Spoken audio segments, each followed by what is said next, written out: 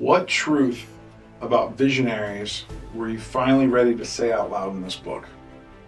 It starts inside you. And today we're not just breaking down a book, we're opening a window into the heart of what it means to be a visionary.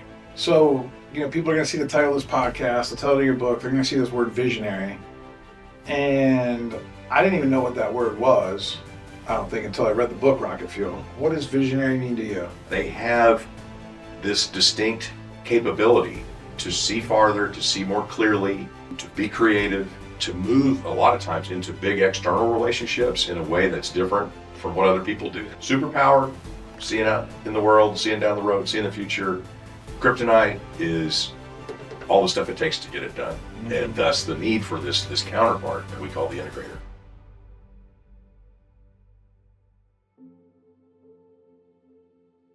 Some people write books that give you tactics. A few write books that give you tools. And once in a generation, someone writes a book that gives you a language for who you really are. Rocket Fuel did that for me. It named me. It helped me see myself clearly for the first time. And now with Visionary, Mark has done something even more powerful. The book speaks to the identity, the internal war, the calling, and the freedom of the visionary. The people who build the future, but often carry the battles in silence. And today we're not just breaking down a book, we're opening a window into the heart of what it means to be a visionary. Mark, thank you for trusting me with this moment, and welcome to the show. Mark, I want to ask you, what truth about visionaries were you finally ready to say out loud in this book? It starts inside you. Tell me more. So there's so much going on in a visionary's world that it's easy to get wrapped up in trying to figure out what the answer is sort of in reaction to all of these things. Mm-hmm. And the real answer is to go inside first and get really clear on who you are, where you're at, and where you really want to go.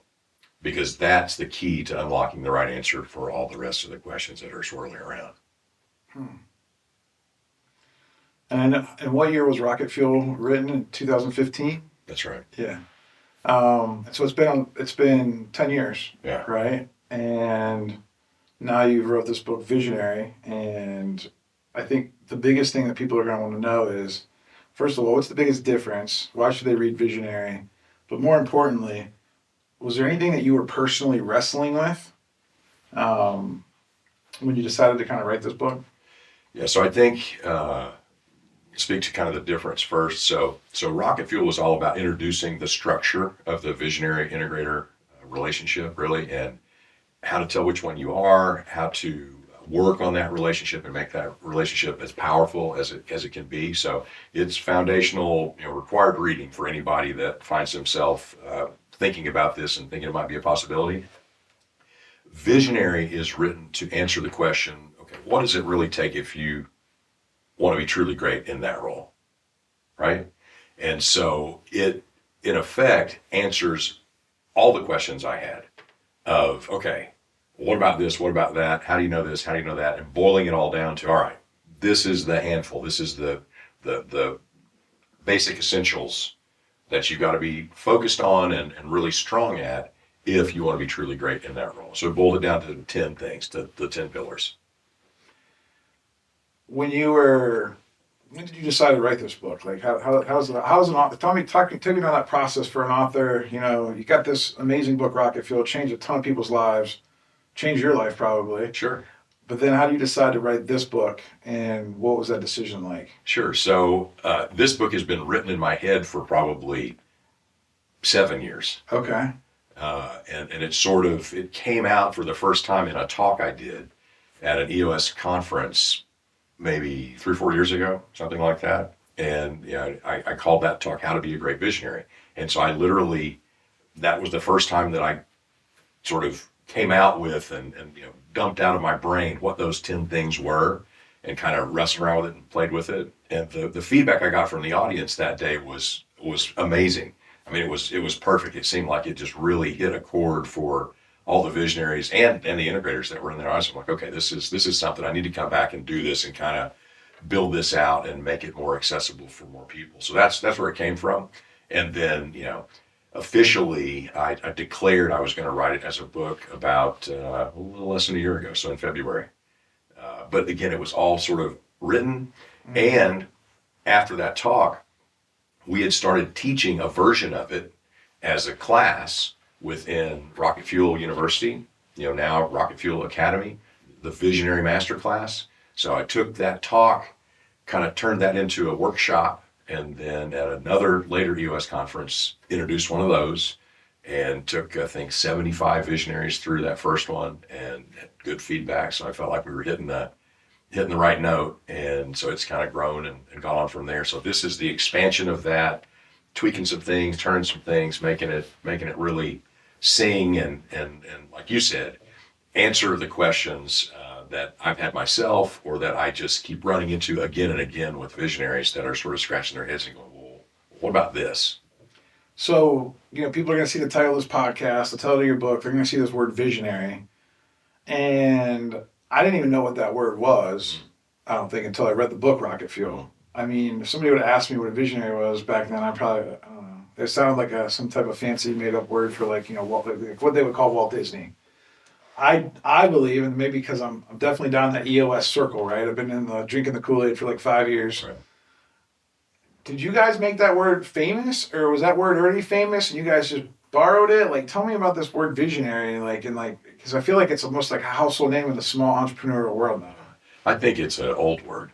Yeah. I think it's been around a long time, and it's been used in a lot of different ways just to kind of talk about someone who sees things that others don't, right? And can see farther down the road, or maybe see more clearly things that others can't. And so we've just sort of adopted that and used it to describe this role, and this actually a very clearly defined role in the structure of the Visionary-Integrator relationship. And so we've talked about it a lot, and some people have grabbed onto it and liked it and reacted to it and said, yeah, that's me, or yeah, that's what I want to do, or that's how I want to do it. So, that's all going to happen. The interesting thing, though, is some people are resistant to it.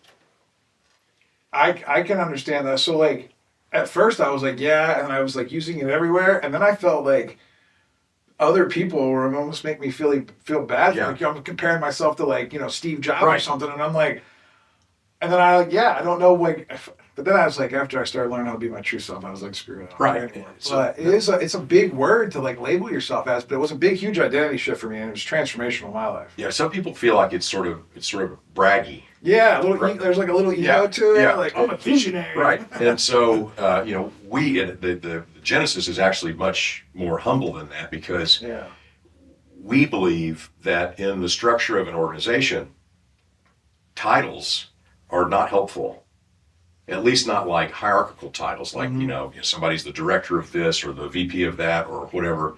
We've all been in organizations or around organizations where a given title may mean a half a dozen different things depending on which company it's at, how big they are, and whatever, right? And so people tend to attach to those things and think that there's a certain level of benefits and rights that come along with that, right? And so by the very definition, that's sort of an entitlement mentality that comes with these titles. And so when we're teaching structure, we teach people, inside our house, don't do that. Let's just have simple labels, right, for what it does. So it's the head of sales or the head of finance or whatever. I don't need all these kind of lofty things that are tied to ego. And so for the function of integrator, which is integrating and bringing all the other functions together and help them execute, or visionary, which is looking down the road at seeing things, it's really just a simple descriptor for this is what you need to do. This is what you need to be focused on. This is what you need to be great at if you're going to sit in that seat on our bus at this company.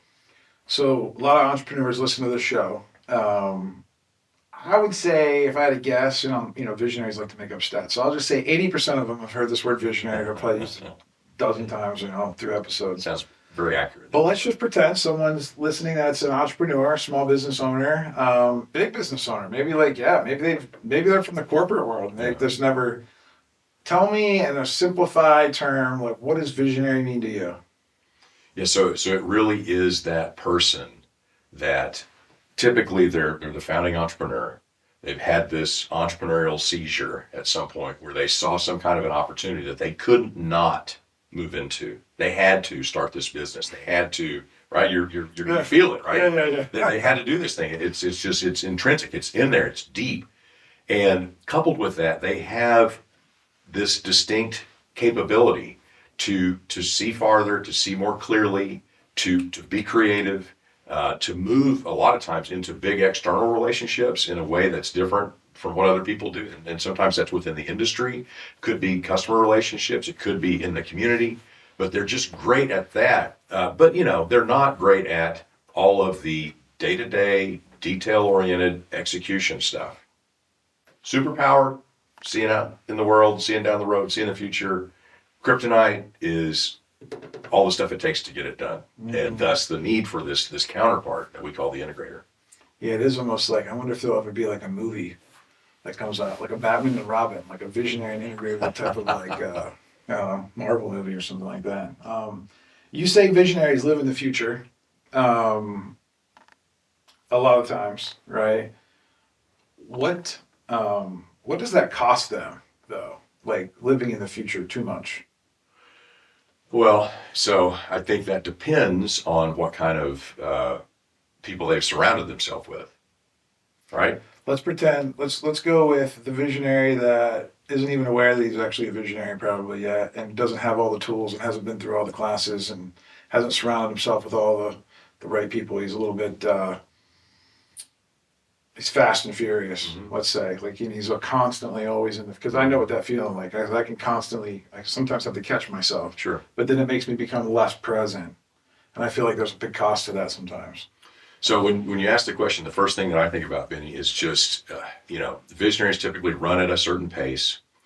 Let's say, to use your number, 80%, it's a good, useful number we can apply to a lot of things. They spend 80% of their time thinking, next month, next year, next decade, but they're out there down the road. And they get a lot of fires started that way.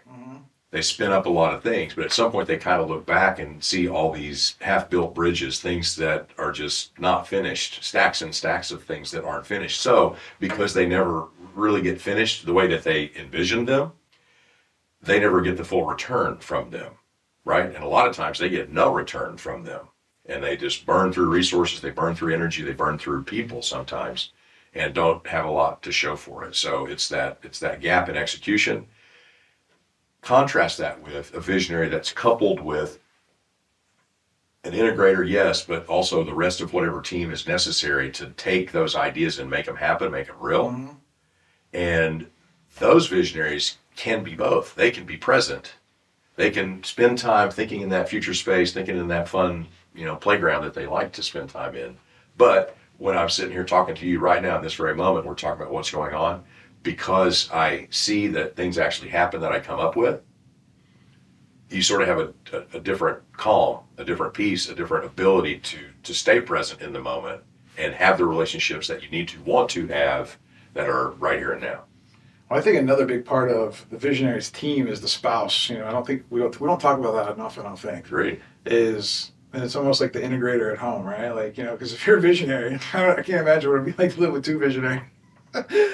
But I find that, in at least my situation, having a more grounded spouse is like really helpful. So I always think like I got these two, if there's an accountability chart, there's there's the spouse and then there's the integrator at work, right? And like they're both part of the team. And then there's probably an executive assistant, and there's like three really crucial people that help make me tick, because without all three, I am just a wild and crazy kid that's getting in trouble at school, like my 12-year-old Benny. Kind of like you talk about 12-year-old Mark, right? 12-year-old Mark and 60-year-old Mark. That's right. I remember that talk you did. Was that a year ago or 2 years ago? 2 years ago, maybe? Yeah. That was a great talk, by the way. Well, thank you. Thank you. You remember that one, right? I do. Yeah. So before we leave here, so that's you're 100% right. These relationships that you have, and there's some that we don't talk about enough. And back to the kind of the lessons and the questions that I needed to have answered. One of the pillars is surround yourself. And in that pillar, I speak to what I call the 7 posts.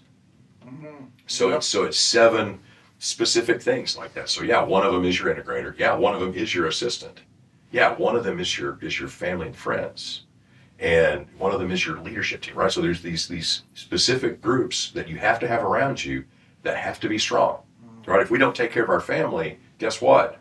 not only does that have really lasting consequences, but it's going to drag you down everywhere. And so you got to be taking care of all these, and where you get to pick, right? Sometimes our family is picked for us, right? And so we can't just go, make a wholesale change there. But we got to make sure that we are investing in those relationships and making them great.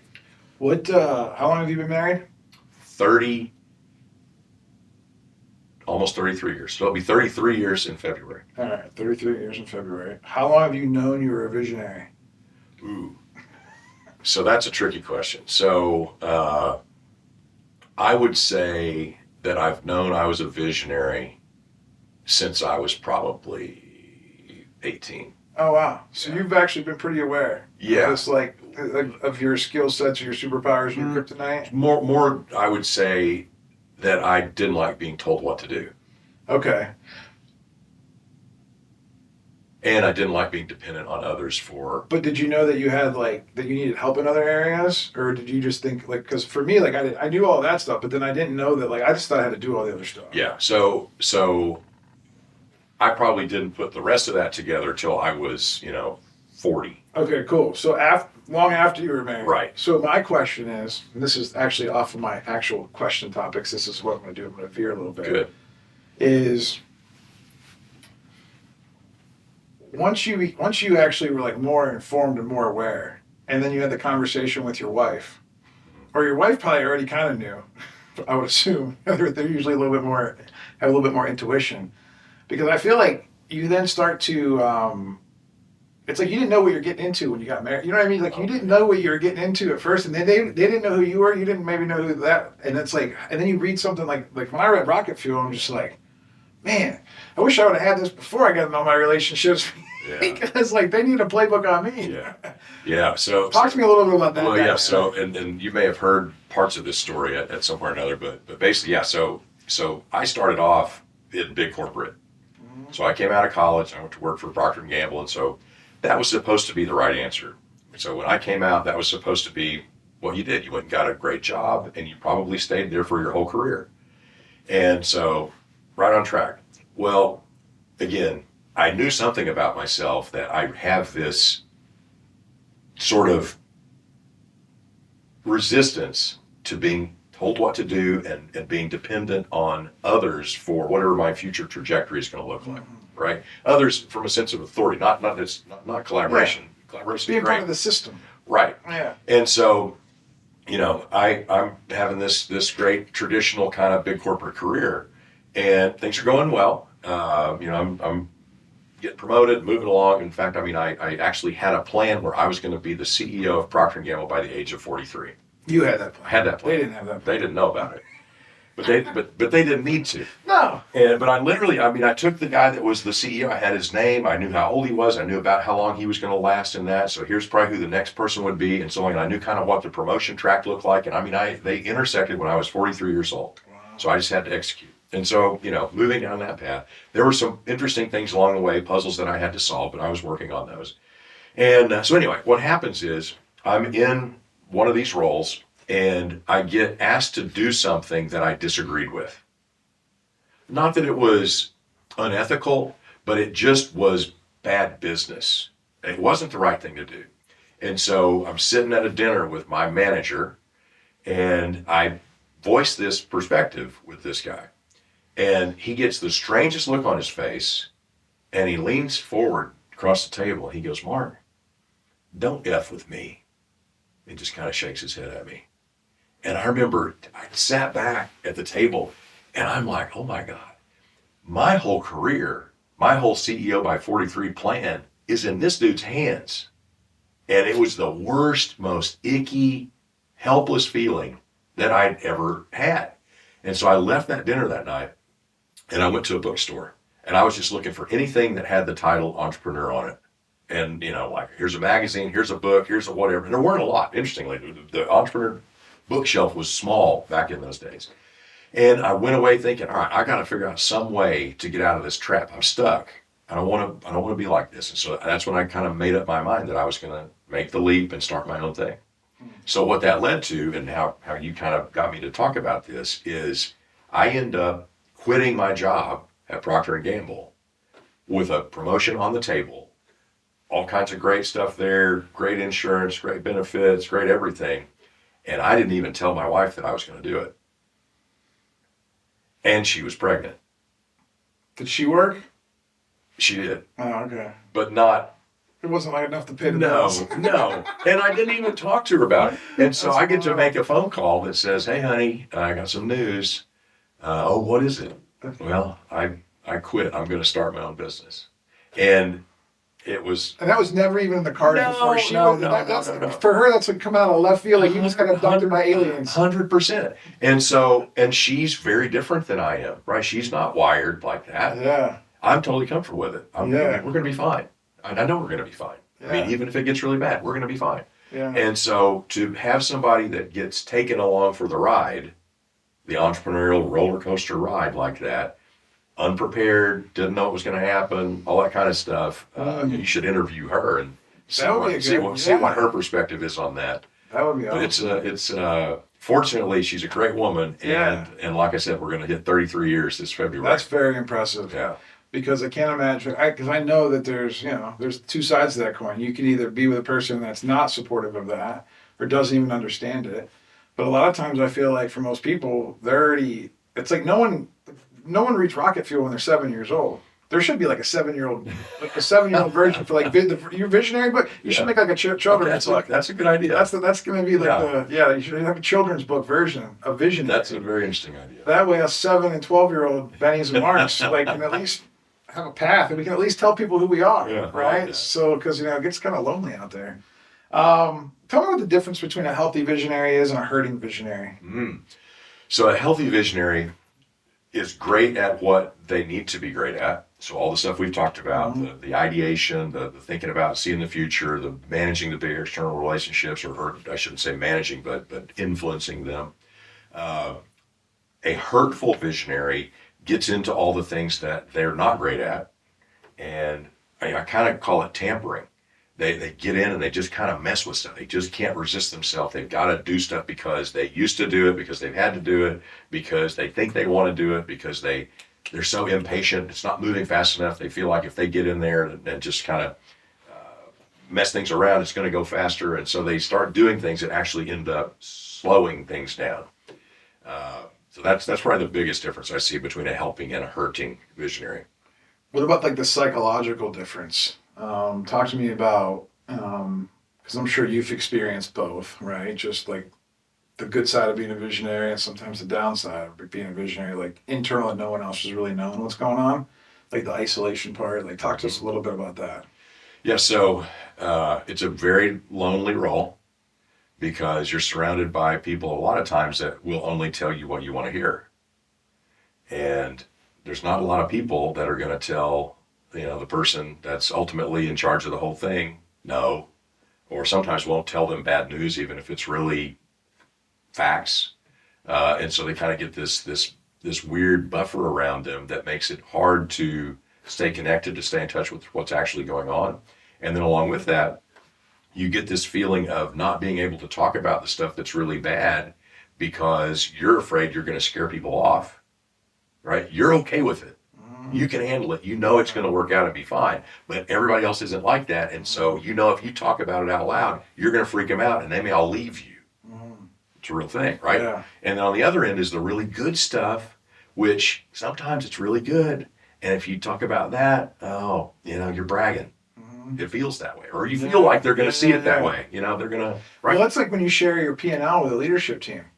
That was a decision that I had to make early on that I was like, you know what? I think it's the right thing to do. I think if we're all going to be responsible for numbers and things like that, like everybody should just know how the company's doing. Yeah. Well, I remember a couple of times when we were negative a couple months, people were freaking out. And then I also remember a time when we made more money than I even knew what to do with. And I was like, oh crap, they think I'm rich. Yeah. Like, what's that feel like? It's like, it's crazy. It's like both sides of the equation. It's like, and I know that the answer is to hire healthy leadership team members or like get them a little bit more healthy so that way they can handle those types of and things. education, right? Yeah. So we have to teach people because when people don't know, they make stuff up. It's true. Yeah. And typically the stuff that they make up is way scarier than the truth. So, you got to fill that void with information and you've got to educate people on how to interpret it, how to use it, what it actually means. What, for you personally, what part of the visionary identity has hurt you the most? What part of the visionary identity has Mhm. hurt me the most? Yeah. Over the When you say visionary identity, drill into that a little bit. probably more like once you know, like we talk about loneliness, or we talk about some of those things, and then and you're aware, right? Because you wrote the book on it, but this still happens, right? Like, and you can actually almost feel like it's coming on, right? And maybe this was even before you wrote the book, and maybe before you even were aware. Like, what was like one of those big hurting moments for you that maybe nobody even knows about? Oof. Well, so I mean, having a business fail is a big hurting moment. Mm-hmm. So that's where my mind goes when you ask that. Mm-hmm. And, one, I guess I'll kind of talk about it as a visionary trait and a watch out is, there have been a number of times in my career where I've been early. So I could see it. I knew it would happen and I moved on it, but I moved on it way ahead of the market. So much so that you couldn't move the market that fast, and so it didn't work out, and so there was pain there. And when you feel like you took some people into a place where it didn't work out, and then they feel pain too because you have to shut the thing down or whatever, that's a dangerous thing for me is being too early, moving too soon. Another one is I had it. It left me. Visionary thing. Yeah. All right, let's talk about the early thing, because I feel that sometimes. Now that you I got it. good. This is important. So it's basically just starting too much stuff. It's too much stuff. So a good friend of mine, Jason Williford, who's a Culture Index guy here in town, basically brought Culture Index into Dallas-Fort Worth. He told me, he said, Mark, the greatest threat to a visionary's great idea is their next great idea. I'm like, that's truth. And I see it happen over and over again. I've done it over and over again. Where, again, you've got the great idea, you're working on it, and it's like, oh, look at that. That's very interesting. And you set this thing down and you go start playing with this other thing. And guess what happens? This, it doesn't finish.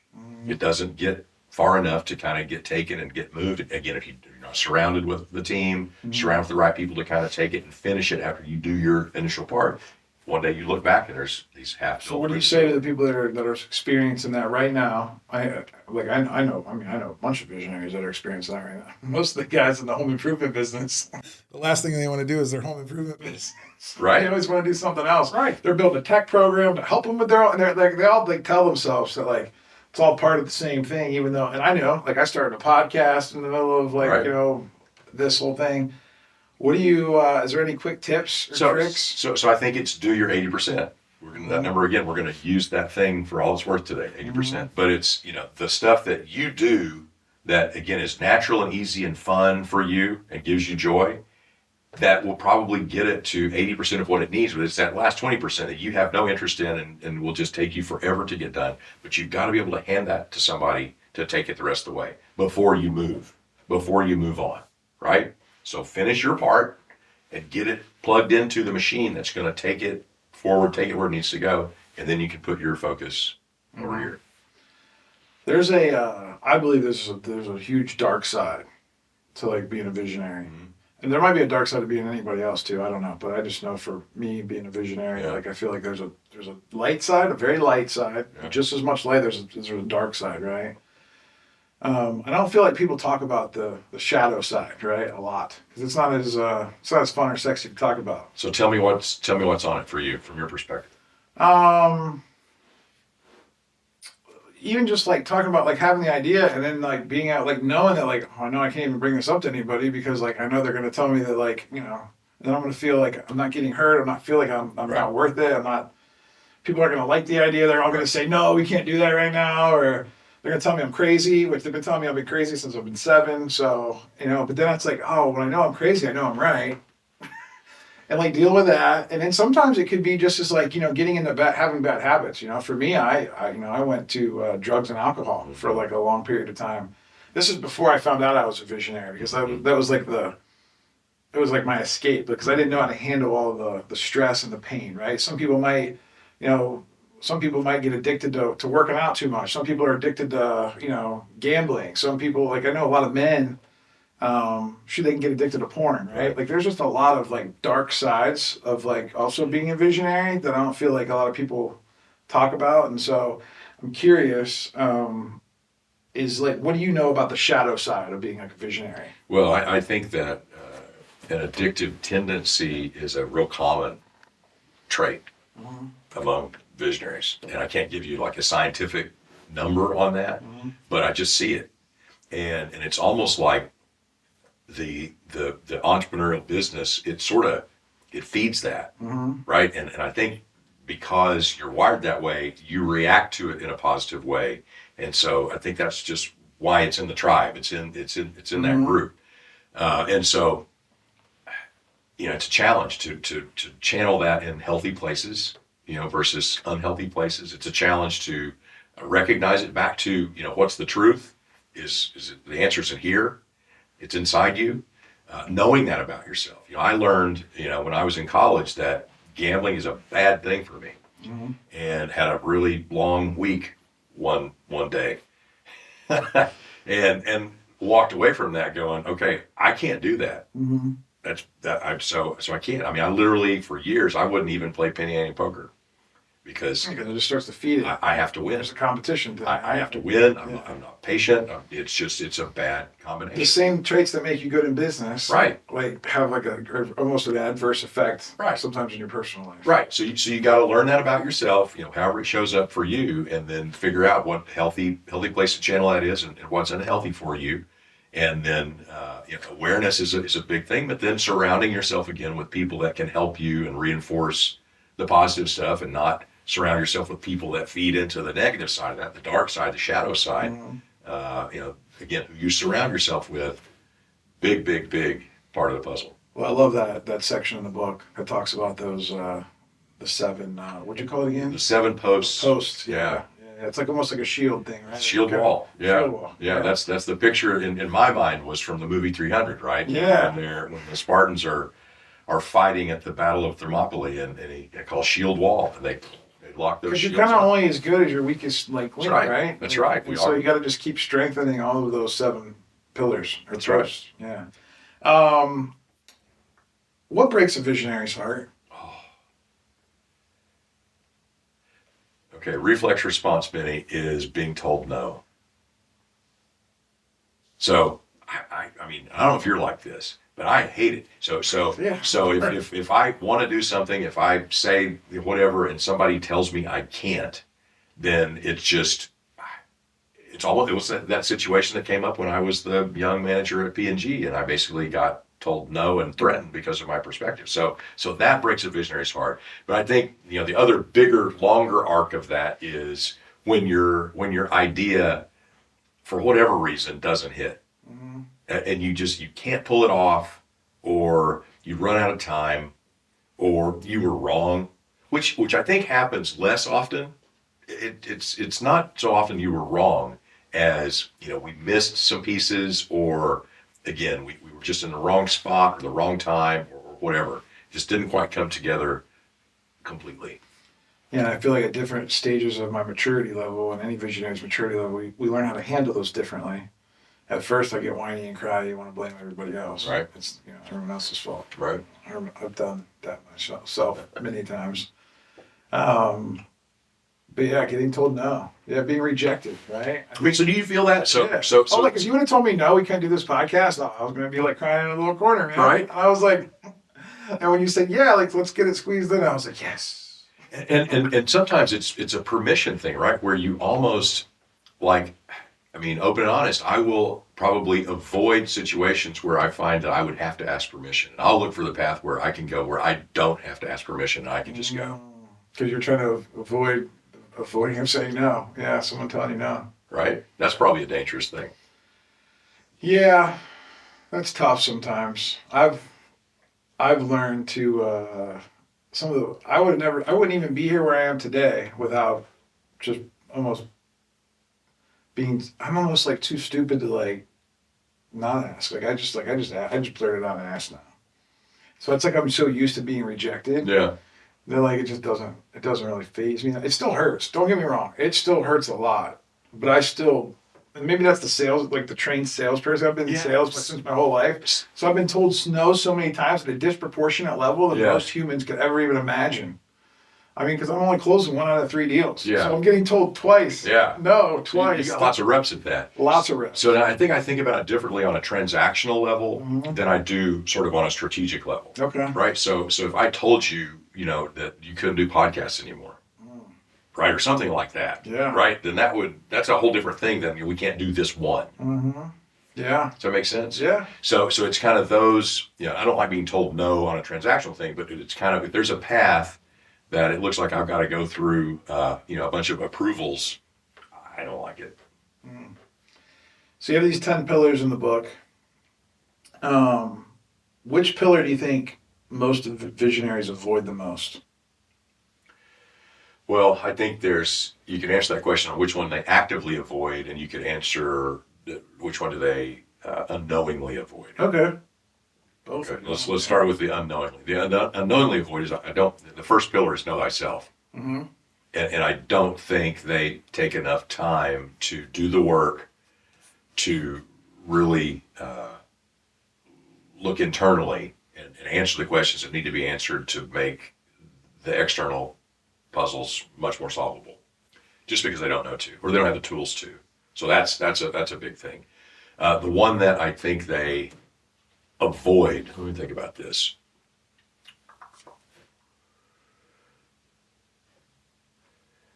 It might be. One of the pillars is to commit to your operating system, and that's a big thing. And in the book, I actually talk about 4 different types of operating systems. It's sort of arranged in a ladder.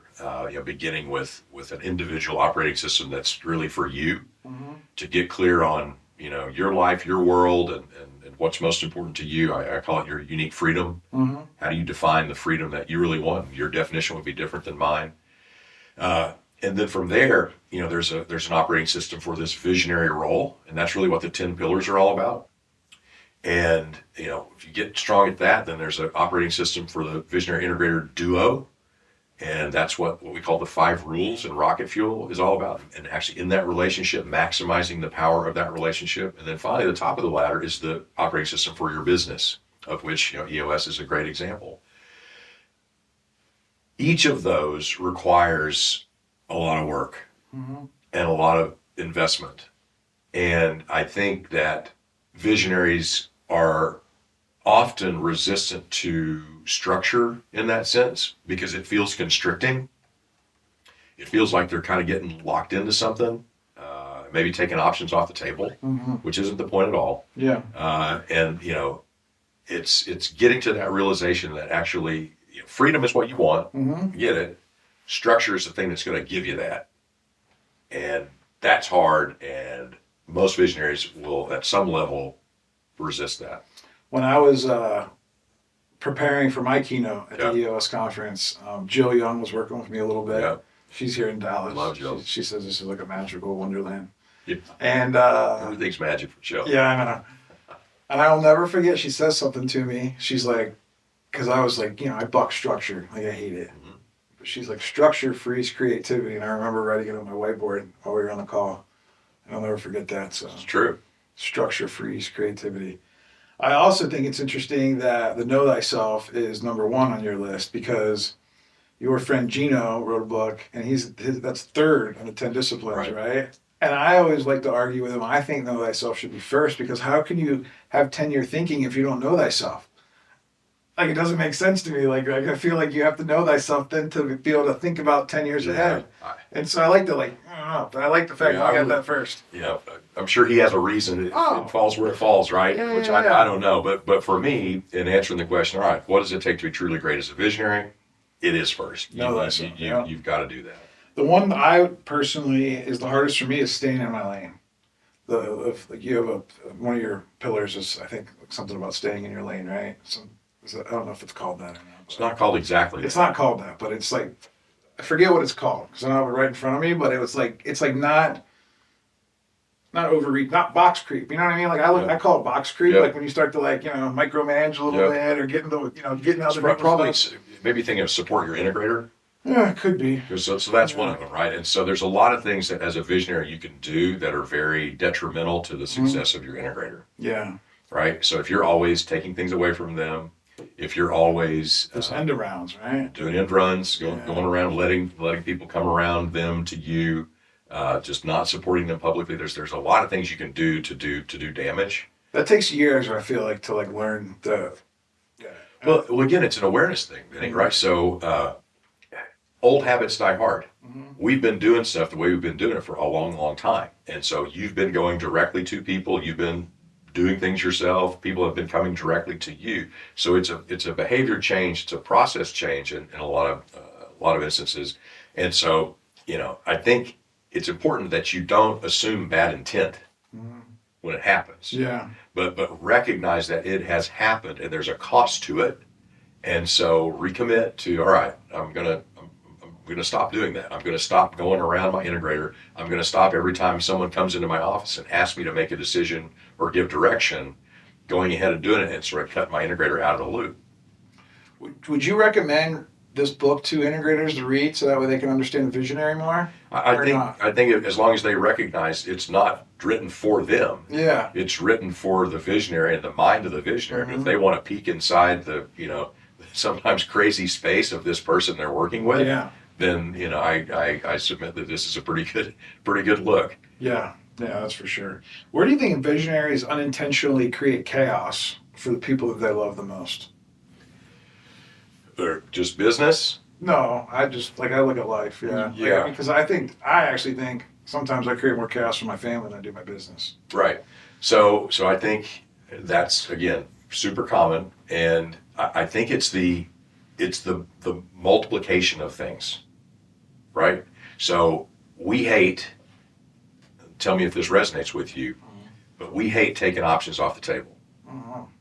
Yeah. Right? Yeah. And so I would like to keep every option in play as long as I can, right?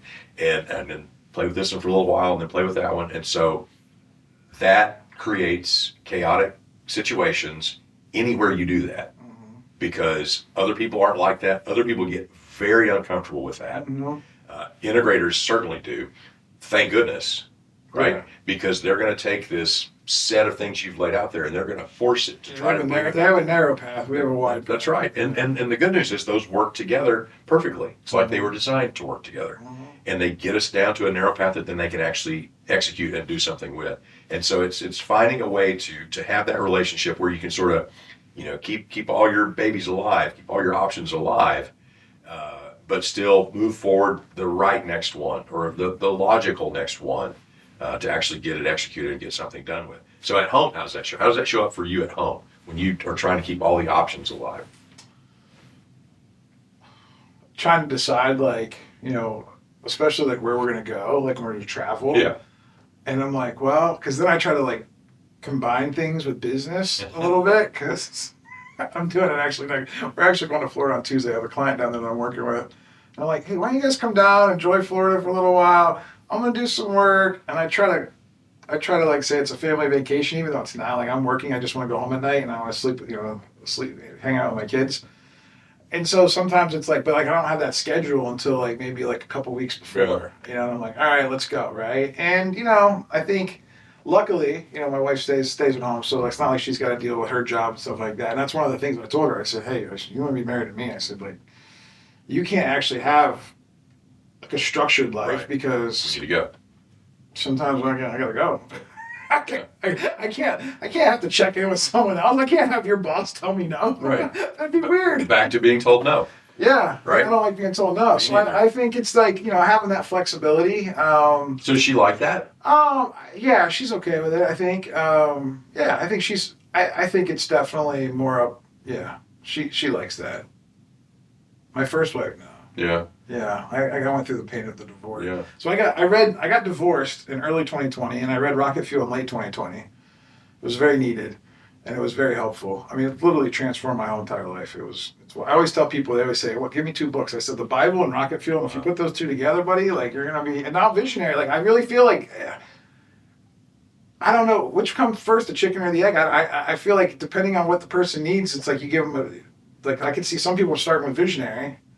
Like I don't think you have to read Rocket Fuel to understand Visionary. Agreed, but they need to read both. They're both written to stand alone. Yeah.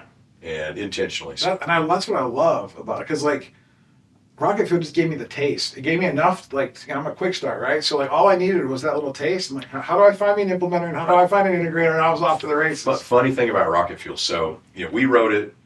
I mean, Gino and I spending a lot of time talking about this. We're like, okay, we're going to write it for the Visionaries. Visionaries have the attention span of a gnat. How do we hook them? How do we hold on to them? And so we started with a chapter that's about visionaries. And so they read that first chapter and they're like, oh, I love this book. This is all about me. These guys know me. They get me, right? The second chapter basically introduces the integrator. And many visionaries at that point, they're like, okay, yep, want one, got what I need. And so then they're ready to hand it to their person that they think is going to be their integrator, or with a recruiter or whatever, to try to help them find it and move on. Yeah, and then we just have to figure out the rest of the know thyself later. But now I think now that this book's available, it's like, all right, hit them with that, get them going. Read this while you're recruiting and being with this integrator, because you're going to need that. And then also, I feel like this book is also going to help you with your spouse at the same time, because it's going to give you a lot of language on how to operate it at home. I feel like, because half the time we're at home, so it's about your world. And one of the frameworks that I introduce is called exponential freedom. Mm-hmm. And so I don't have enough room in this book to get into all of that's a future book, right? Mm-hmm. But it basically, I've identified 9 different domains of freedom that you got to get clear on. They're going to be a factor for you. It's true for all visionaries. And I came up with the 9. I basically took, everybody's got a structure, that's, this person's list of 6 things, this person's list of 8 things, whatever. And I did this giant cluster diagram where I kind of bunched them all together and sat back and looked at the board. I'm like, okay, there are 9. You put them together, and these 9 show up in some form or fashion everywhere. And there's an relationship between them. They actually work together. So there's a model. So while I can't in this book explain all of it, the people that read this book, they're going to get access to download like a mini book where I explain that whole model. You've been doing really good on LinkedIn too. Oh yeah, that's you or not, but like the way you explain stuff on LinkedIn. So you like my drawings? Yes. Oh, that's cool. Yeah. I'm so glad to hear that. Yeah. So I want to be able to draw like that. Have you always been able to do that? No, so I'm not a good drawer, but I'm trying. Do you have someone that does that for you? I do the drawings, and I do the writing too, for the most part. I mean, I get it edited, but the funny thing on the drawings, Benny, is I was trying to do some posts, be more active, right? Just seemed like a good thing to do, and I would write the post quickly. I knew what I wanted to say, and so I could write the post, and then you need to put a graphic with it, and so then I was trying to kind of use AI or whatever, and it was just killing me. I mean, I'm like, okay, this is stupid. This is an easy thing. Let me just draw a picture. What would I draw on a whiteboard? And so that's what I've been trying to do. So here's how if we're sitting in my room, we got a whiteboard. I'm going to draw it for you. Here's what I would draw. You know who Alex Ramosi is? Have you ever heard of that guy? Oh yeah, he does a good job. He does. Actually, he's got that cool table I like where he drags white paper across. Yeah. We got the camera above it. Yeah. I want one of those. Yeah. You should get one. You deserve it. You deserve it. I'll work on that. There's a story about your son that I first heard at the EOS conference. And I had no idea that was coming out of you, like that story. And I don't know if that was the first time you ever shared that publicly or whatever, but that was really just super emotional, just for me as a dad, and then also thinking as a son, from the son standpoint. And like, can you just share a little bit of that story with the audience? And then how did that, what does that reveal about, like, how does that tie into this whole visionary thing? Wow. Okay. So let's see if we can connect those dots. So, the first part of the story is, I was doing that keynote for the EOS conference, and I had my presentation. I knew what I was going to talk about. And that was obviously, it was obviously a very impactful story for our family. Mm-hmm. And I wasn't sure if it had a place, and I wasn't sure if I wanted to talk about it, candidly. But the night before I'm sitting in my room and I'm kind of going through it again. And I'm like, it actually fits. It actually would go really well here. And so that was the first time I talked about it publicly. And my wife was there, and she didn't know I was going to talk about it. So I'm really good at not telling her what I'm going to do. Yeah. Just realizing this Yeah. as we're saying it out loud. I appreciate you saying that you that it resonated. That was the best part of the talk. I mean, like, the other stuff was good. Don't get me wrong, Yeah. but like that's the human connection side of you. Yeah. And then, like, I want to let you tell the story, Alex. I don't want to tell it. Okay, so the story is basically my youngest son, football player, high school. So all of my kids played football, and I was very blessed to be able to coach them until they were old enough that I couldn't coach them any longer. And football's been it's sort of a glue in our family. So they've played it. Spent time together, on the fields together. We go to college football games all the time. I'm imagining like Friday Night Lights, Yeah. like, Oh, type of, like 100%. Texas football. Oh, dude, like, Texas, this is like, yeah. whatever you're Texas, dreaming about right now, thinking about, it's like this is the Yeah, Mark Winters family story. Texas high school football it's a thing. Yeah. And so anyway, he's my youngest one. He's coming along.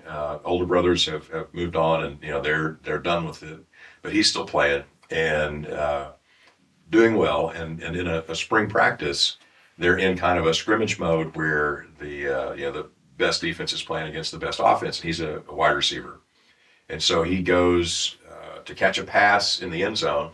And as the ball's coming in and he's making the catch, the safety, the defender, comes in and tackles him. And on film, it looks like any ordinary tackle, no big deal. We've had a thousand of these, but he doesn't get up. And I get the call.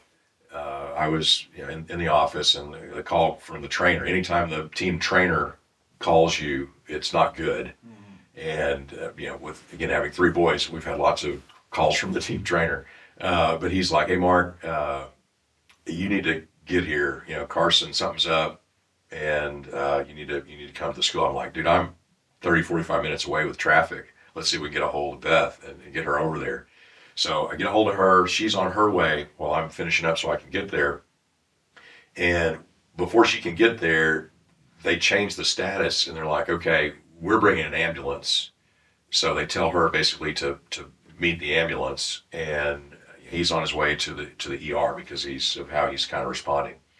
So we go to the emergency room, and they go inside with a scope and look around inside his abdomen, and don't really see anything, but they want to keep him in the hospital for observation. And so a couple of days later, he's like having more abdominal pain.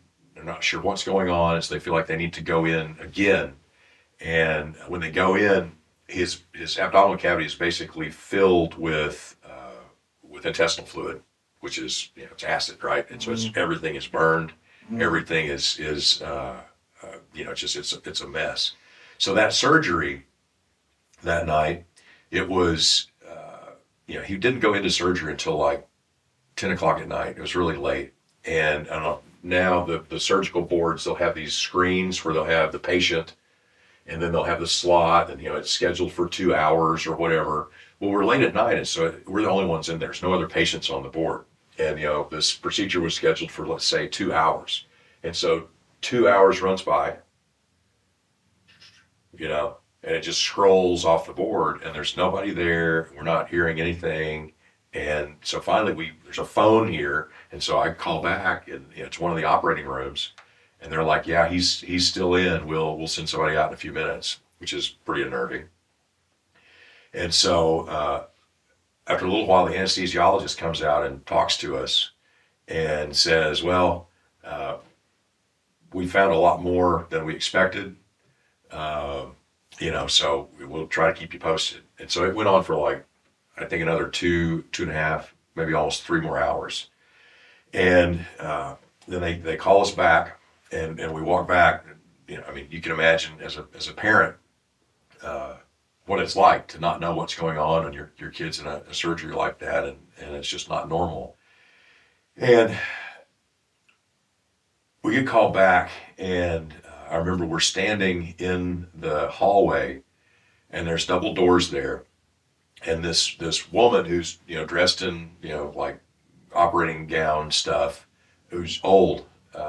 She looked like much older than anybody else you'd see on staff in the hospital.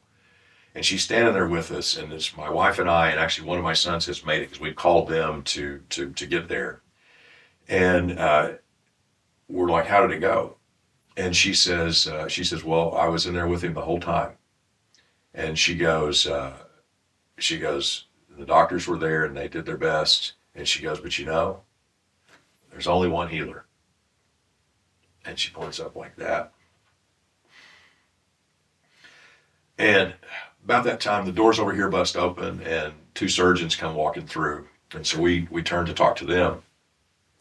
And they're like, okay, we're done. He made it through. And we asked the question, all right, so is he going to be all right? And they won't say yes.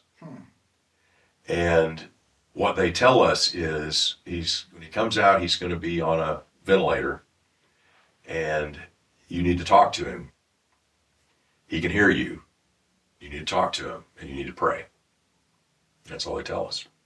And so you turn back, and the woman who had been there talking to us, she's gone.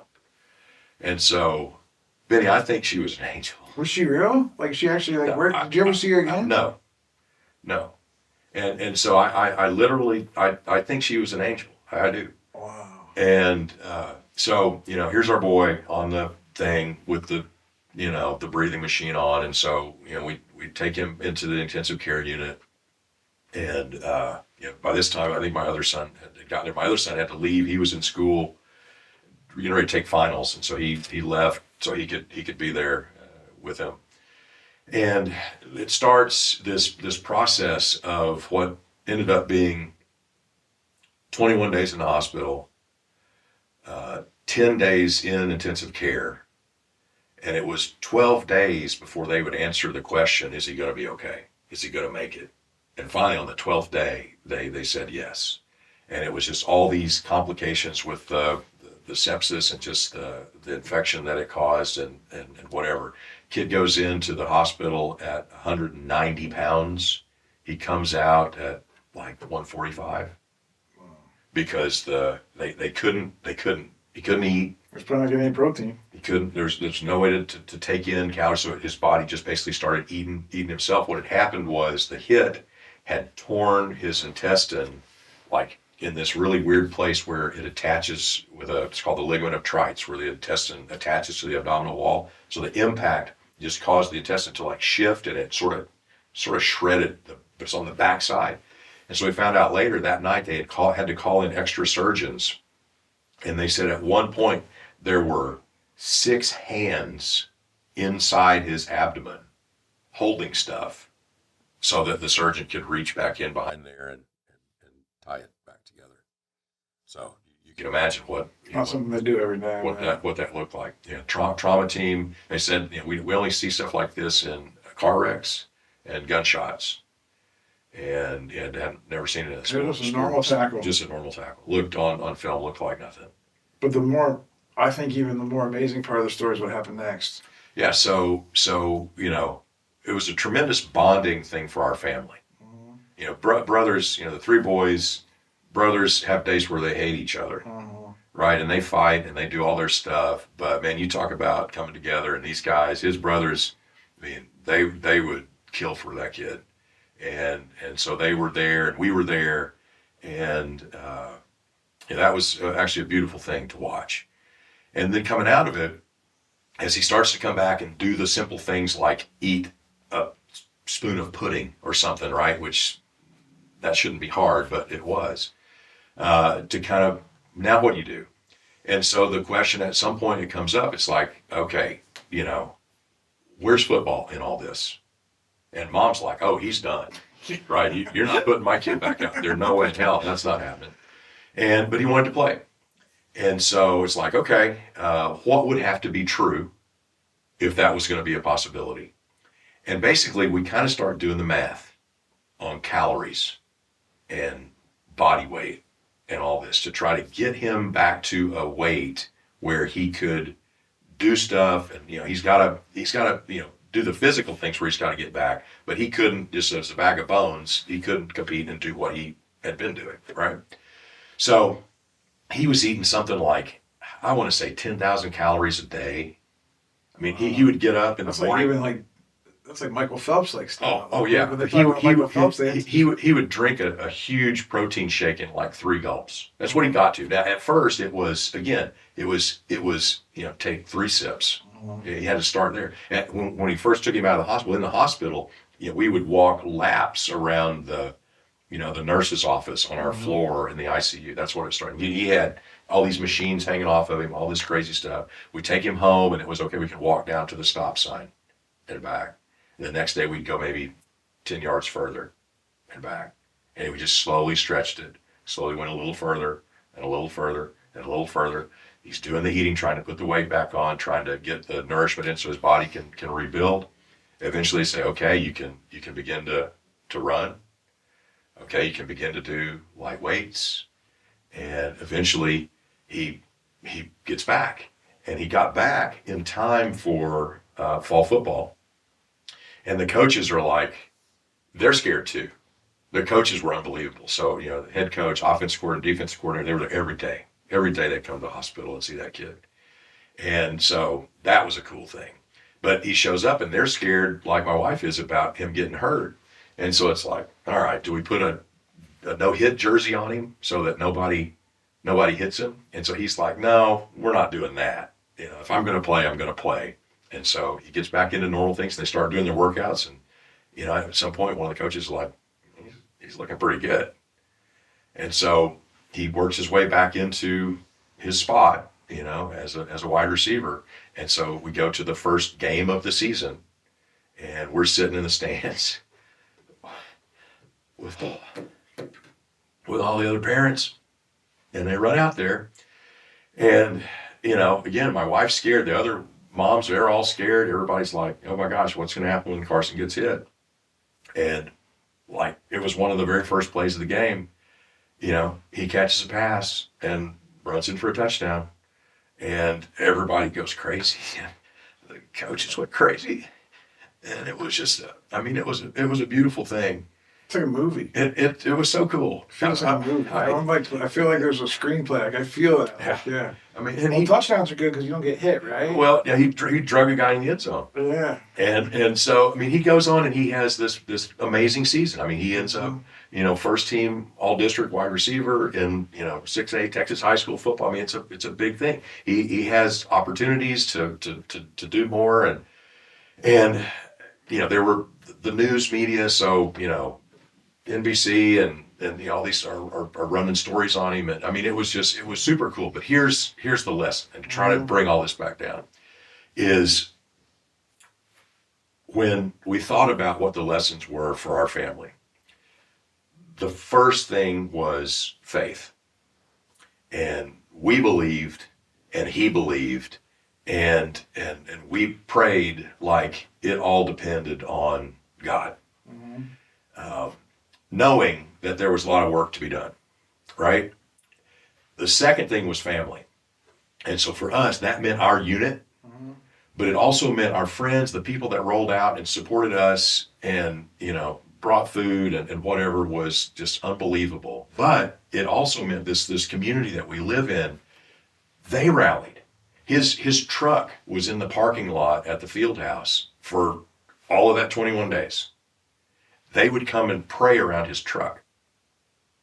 The head coach, he'd go in the morning for morning lift, and he'd walk by and he's got to see Carson's truck. And he goes, I just stop and pray every day. They would, they have like the spring game or whatever, and they, bring the people out of the stands, and they had a huge, prayer as a community on the football field. Just things like that. So family was the second thing. But the third thing was focus. And when he set his mind that that's what he wanted to do, then literally it became a math problem. And okay, if you want it, here's what has to happen to go get it. And I'll help you, they'll help you, everybody will do their part, you do your part, and let's see if we can make this happen. And so how do we tie that back to Visionary? I think those things still apply. So, faith means something different to everybody. I mean, you have a sense of what it means to me.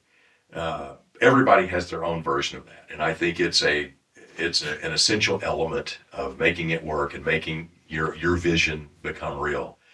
Family, it comes back to those relationships you're going to surround yourself with, and are you taking the time? Are you investing in those people to have the family that you need around you in the moment that you need them? And then back to focus. You can't do it all. You got to pick the thing. What are we going to do? What are we going to go make real next? And lock in on that. And then again, you do the math, build the plan, get that group around you to go help and execute. And, there's no limit to what you can make happen. Yeah, it's a beautiful picture of, because he had to be a visionary to be able to see him back out on the field. And then using, the scorecard, which is probably all the meals, all the working out, all the stuff, right? And then having a team around him, the different posts, right? To make it all happen. All of you got to see all that happen in real life, and you got to witness. It was a beautiful thing. I mean, it really was. And then you'd ask him, why are you doing it? And they did, right? So I have video of this where reporters came and interviewed him, and would ask him why it's important. And he wanted to show anybody that happened to follow his story what's possible if you set your mind to it, because it was impossible, right? It wasn't supposed to be able to happen that way, and it did.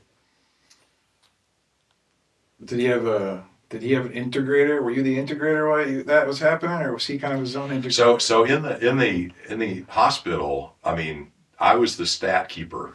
Yeah. So literally we would, the glass windows up there, we would have markers, and we would have, we're keeping track of calories and kind of doing, math on what needed to happen and how far he was able to walk, and, all the different things that were the numbers that we were trying to watch. Was there any, I know father-sons can, there could be, good times and bad times, right? There could be like lots of heated moments, right? Especially like if, I can imagine he could get frustrated because he's maybe not able to do all the things that his mind's probably working great, right? His body's probably a little bit behind him.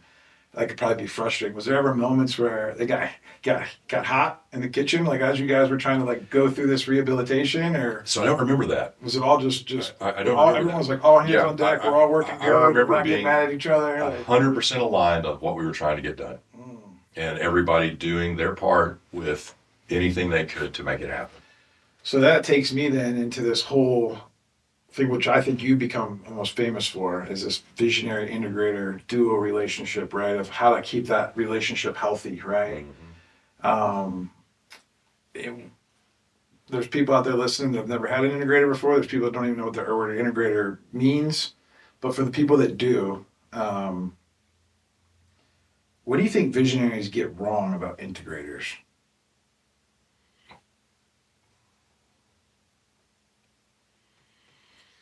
I think there's a lot of answers to that question. So let's talk about a couple of them. Mm-hmm. So one is, and this was sort of an aha for me, maybe you've experienced it too, but when we start to get clear on the stuff that we love and we're great at, right, and we've got the stuff that we hate and we're maybe not good at, it's hard to imagine that somebody else actually enjoys that stuff, right? And so there's something that visionaries have to get around and get clear on, which is this realization that, you know what, there's other people out there that actually, that's their love it and great at it. And so if we try to hang on to that stuff, we're keeping them from doing the stuff that falls in their sweet spot, right? So not only are they helping us, but we're actually helping them by giving it to them, okay? So I think that's a big realization that shows up at some level in that visionary-integrator relationship.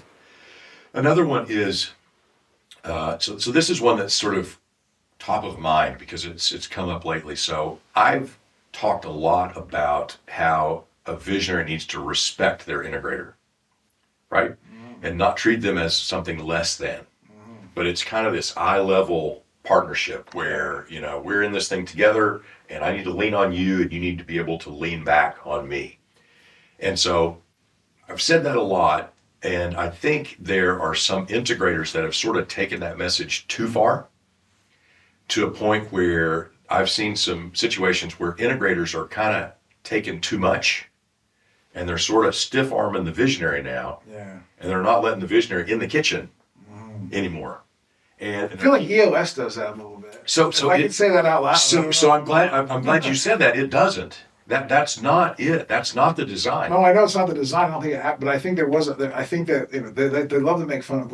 Everyone loves to make fun of that visionary because we're a little bit like a little bit kooky, right? And like they give a lot of power to the integrator. Yeah. So that's. I guess maybe I'm trying to take some of that back. Yeah. Thank you. And thank you. And we appreciate that. So because that's not the intent. That's not the focus. It's a collaborative relationship.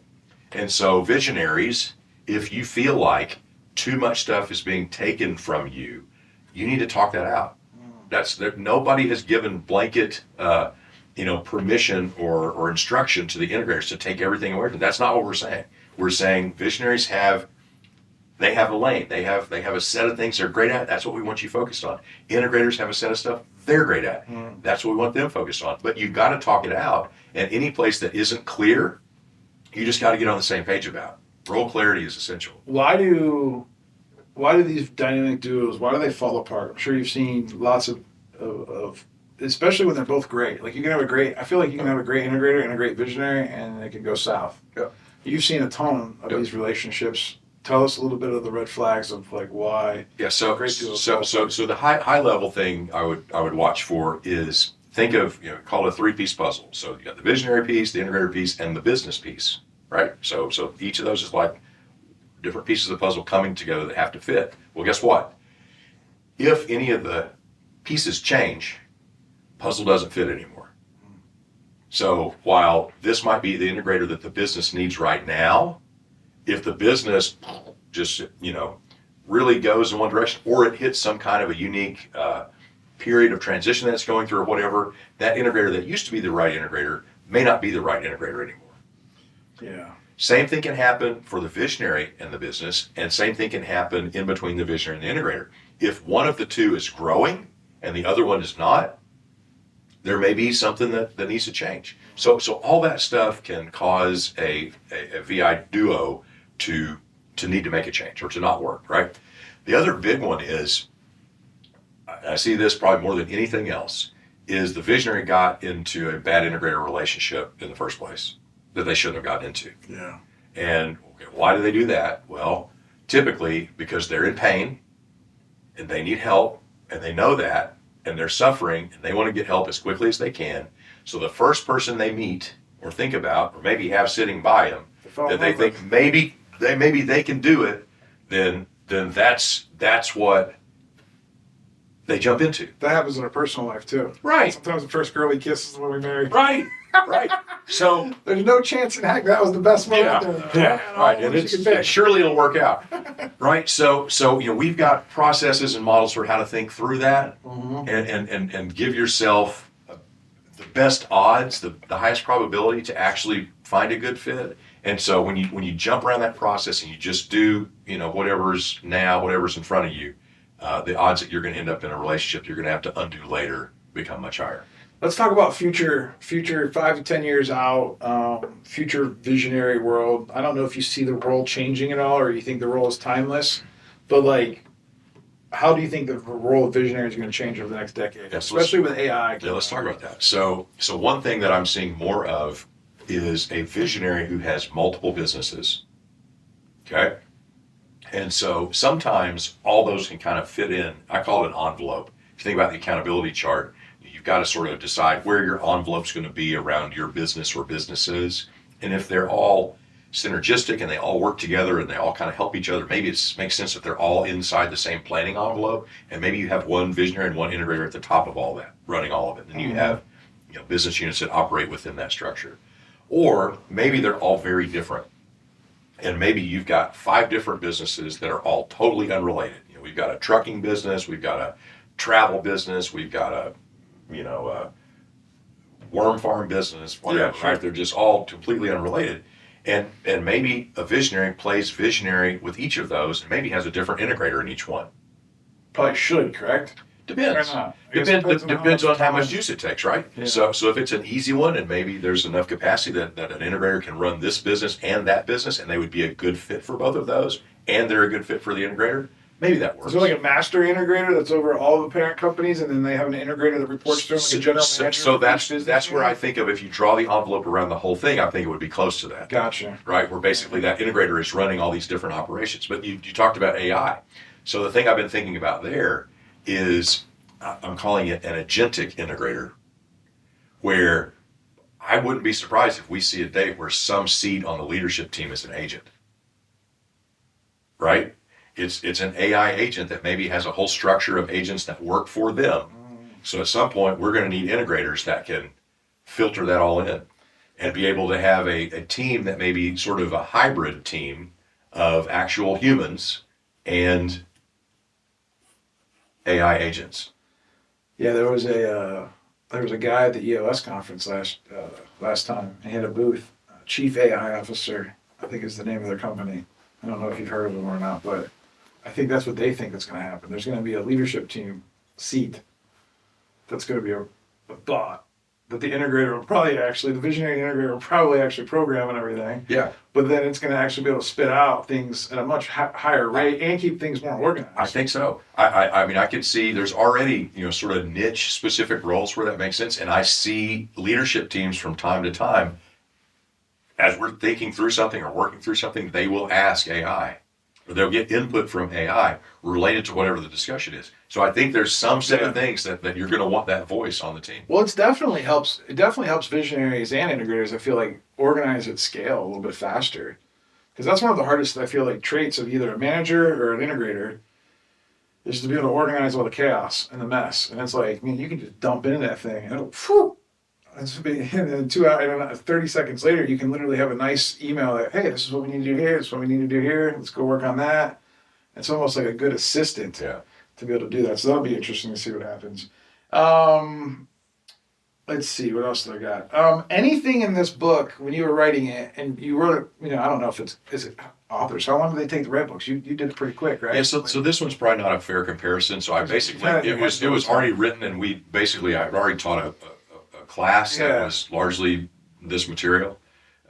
So it was kind of... It's not the normal author type. No. But is there anything in here that like helped you heal a little bit by writing it? Well, it helped me heal in the sense that it got everything that was flying around in my head out of my head and down into a structured format. So as you write, you think. And so the thoughts become more clear. And so I think I was really able to refine some of the stuff that was, it was good, but I think through that refinement process, I think it's a lot better. What do you hope visionaries feel when they finish the book? I hope they feel a sense of clarity in terms of where they want to go and on what they need to do to get there. And I want them to feel a sense of hope that what they really want is possible. And what's one truth about visionaries that you hope people will remember long after you're gone? Ooh, that's a great one. Well, if I broaden that to, I'm specifically thinking more and more about a group I call the driven and visionary entrepreneur. If that makes any sense to you. Makes sense to me. Okay. Why don't you explain entrepreneur in the sense that they're applying this skill to business. Visionary in the sense that all the things that we've talked about, that's kind of what it means. And driven in the sense that they are really on fire to make an impact in the world. And so that's who I'm most interested in right now and specifically for this book. And so the truth that I want people to know after I'm gone is that group is the answer to the most important problems we face on this planet. That group is going to make the change. If you want something to change, that's who's going to make it happen. So let's love them a little bit for that. Love them a little bit more. Just a little bit. Just a little bit. Oh, man. So, how many copies of Rocket Fuel did you sell? Do you know that? Do you keep track of that stuff? Or? We don't share it publicly, but a couple. Yeah, a few. So let's just say 1 million people read this book. I'm going to say that's a nice round number. I like it. It's 1 million people read this book. There's 7 million that need to read it. Yeah, of course. We'll start with 1 million. Yeah. That's probably the market cap, right? In America, at least. It's driven visionaries that are leading companies over 10 people, probably got to be at least 7 million. Right? Yeah, I like that number. But many right now that are listening to this, and even myself, even though, I've sold my company in February, but like I'm still trying to work on some other stuff, and the things still creep in. Right. It doesn't, like, there's always levels to this stuff, right? As soon as you think, oh man, you're floating, the next thing you know, you're not floating anymore. You probably had 20 new ideas during our conversation. Yeah, I'm like, yeah, of course. So there's people that are tired right now. There's people that doubt themselves. There's people wondering right now if they can keep going because there's just so much noise out there, and it's like we always wonder, like, is it going to get any easier? Because sometimes it seems like it gets harder. If you were sitting across from one of them, what would you say? So, I would borrow a line from Stephen Kotler, who's the flow expert, where he says that flow follows focus. And I would remind that visionary that that's not a natural setting for them. And they have to work at that a little bit. But if they will, and lean into a little bit of structure with it, that's their path to freedom. So it's the focus plus the structure that we talked about before is ultimately what's going to get them the freedom. The slogan that sort of evolved for me is clarity, focus, and freedom. Because it starts with clarity, back to know thyself, right? And so once I'm clear on what I really want, then I can begin to understand the path to get there. And then I can make a choice to focus on that path. It's a math problem. Yeah. What are the things? How many? How often? Right?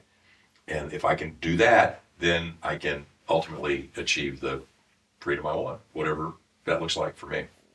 I know you work with a lot of visionaries. So I'm going through this thing where, okay, first business, 10 years, there's a bow on it, right?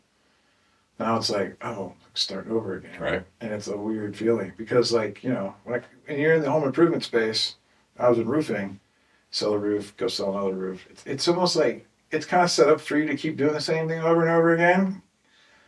And, after a couple of years, it's like, do we want to do decks? No, that's fine. But, at least at first, it was easy just to keep focused on the roof, right? Well, now that the world is my oyster and I'm not in pain anymore, and I don't have to, I started that business out of, sheer need to, support my family. And that's all I knew at the time. And it's like, all right, well, I don't have that. Now the whole world's my oyster. I'm having a hard time sometimes figuring out, where to focus. I do believe that, and I think I'm following in the footsteps of, people like you and Gino. It's really just helping other entrepreneurs find their focus, And I don't know if that's a cop-out. Because it seems like, I don't know, should I have another thing? Helping entrepreneurs is great. Sometimes I wonder if that's because I'm afraid to focus on selling windows or mirrors or creating something from scratch, inventing something, you know what I mean? Because I think about all that too. So what do you want though, right? So it's, do you want peace? Okay. I want peace. So let's get you that. Yeah. But let's get you, is impact a thing for you? Oh, impact's huge. And I think the biggest way to impact is to help thousands of other entrepreneurs with their impact. And then this is one way that you do that, right? Is by talking to people, helping people podcast learn. is one pillar. Right. I'm starting a community called The Pond. There you go. I already started it. And then we talked before that you still have 12 clients. Yep. I still like to get in the weeds, man. Yep. I want to learn more about, because I feel like that's how you stay fresh. Yeah. So for me, that's kind of like a lab. Yeah. Right. Yeah. I probably won't always have 12, but 12's a good number. Jesus had 12. Yeah. But I still learn stuff, and I come up with stuff, right? And so they'll laugh at me because all of a sudden we'll be in an obsession, and I'll be like, oh, that's it. Hang on a second, I had to write it down because It also I would think it would also help you from not starting a bunch of other businesses because you can just help your friends with their business. Right. It's like a built-in buffer. Right. If you get bored, you can just go to their office and help them for a little boredom's a problem. Boredom's a problem. Yeah, that's a whole nother podcast. We should talk about that. Well, listen, it's been great. Getting to do this is dream come true. I mean, like it's when you get to meet the people that you look up to in life, and like I said, the Rocket Fuel book totally transformed my life, and I'm forever grateful. And now I've been able to interview Gino and you now, and it's just like I have to pinch myself sometimes because it's very special. I'm glad that you're still doing all the work for Visionaries. Because I feel like that work is going to help the integrators. God bless their soul. Yeah. Well, I'm super grateful for you, Benny, and for the effort that you made to get us here today and have this conversation. And your words mean a lot to me. So thank you for that. Go out and buy this book. It's dropping today, 12/9, December 9th. The book Visionary by Mark C. Winters. It'll change your life. Thank you for listening to the Big Fish Cares podcast.